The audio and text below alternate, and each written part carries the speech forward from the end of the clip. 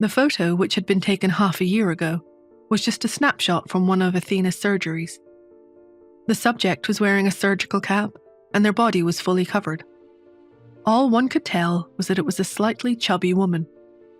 She was looking down at her work with cat-like eyes, her gaze focused and serious. Justin thought those eyes looked a little familiar. But just as quickly as the thought occurred to him, he dismissed it. The physique of the woman next door didn't match. It wasn't her. As Justin racked his brains for an answer, next door, Mrs. Lewis was pushing Nora to go to bed. "Nora, you can't do late nights with your poor health. You need more sleep than other people, not less. I can't allow you to stay up any later." Nora stretched and said in a slightly hoarse voice, "Okay." Although she had recovered from her illness 5 years ago, her constitution was weak and she had little energy. She needed a full 12 hours of sleep every night. The next morning, she was woken up by the sound of her phone ringing. She answered the call with her eyes closed. She could hear Angela's voice on the other end. "Have you thought any more about giving me the company?" "Not really." Angela softened her tone, as if trying to sound charitable. "How about this? Let's both take a step back. I'll give you $500,000 if you transfer the company to me. That would be a good trade, right?" Nora turned over and found a comfortable position.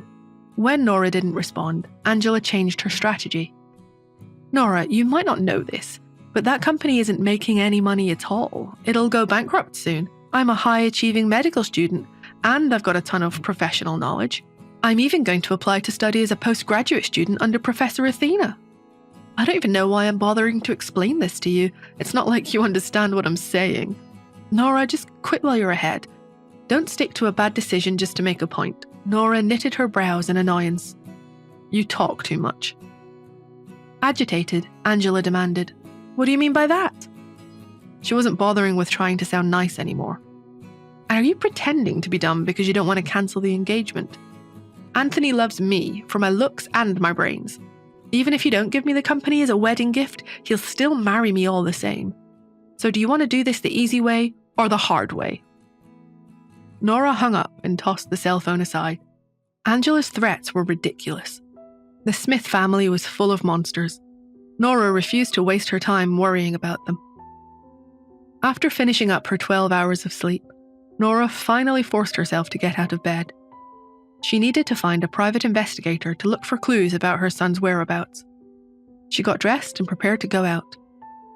At the door, Cherry gave her a very quick hug before going straight back to the game she was playing. Nora called after her, "Don't play games on your phone all day. I don't want you ruining your eyesight." "Ha! That's 4 kills! Got you, dummy!" Cherry's hand tapped away quickly on the phone she was holding. When she heard her mum, she nodded without even looking up. "Okay, don't worry, Mum, I'll take care of Mrs. Lewis." Nora shook her head. Cherry clearly wasn't listening to her at all. After a moment's hesitation, Nora added, "There's a very difficult person next door. Try not to go outside." Cherry's eyes immediately widened with interest. "Is he a monster, Mummy?" Justin's arrogant face appeared in her mind. Nora, who had always been reserved by nature, said slowly, "Well, this monster is very handsome and has a mole in the corner of his eye, but it seems that his brain isn't working very well." "Oh," Cherry waved. "I definitely won't go out then. I don't play with dummies."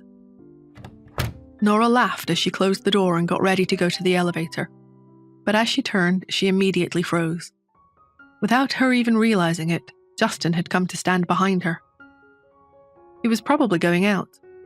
Nora cast her cat-like eyes down slightly and said casually, "Mr. Hunt, I was just joking with my daughter. I definitely wasn't talking about you." Mr. Hunt's assistant, Lawrence, fought to keep from laughing, but the corner of his lips twitched a little. He couldn't believe how this woman dared to lie to Mr. Hunt's face. He had heard everything she had said about the monster with a mole at the corner of its eye. She hadn't said it aloud, but it was clear that monster's last name was Hunt. There was no visible emotion on Justin's face. He merely cast a long look at Nora before taking the lead and walking ahead. Nora hung back deliberately to let Hunt's group take the elevator and put some distance between them. Once they were gone, she let out a sigh of relief. In the elevator, Justin narrowed his eyes slightly. He hadn't been able to see clearly in the dim lighting the night before, but running into her today, he could see she was astonishingly pretty.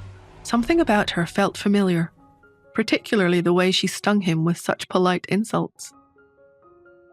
Back in the Hunt suite, Pete waited until he was sure his father was gone. He was a little afraid of his father sometimes. In his head, he thought of the man as a demon lord. Once he was sure the coast was clear, he dialed the neighboring room's phone extension. Someone picked up and he heard a young voice say, "Hello?" Pete paused. "I'm staying next door. Can I come over and visit you?" The little girl sounded surprised. "Oh, are you the little dummy from next door?" Pete was shocked into silence. However, the little girl quickly spoke again. "Can you play games with me?" A light twinkled in Pete's dark eyes, and he replied, "Yes, I can." What happens when Pete and Cherry finally come face to face? Will Justin find out that Nora and Dr. Athena are the same person? To find out, download the Pocket FM app now. Link in the description, Pocket FM audio app, and listen to the entire series.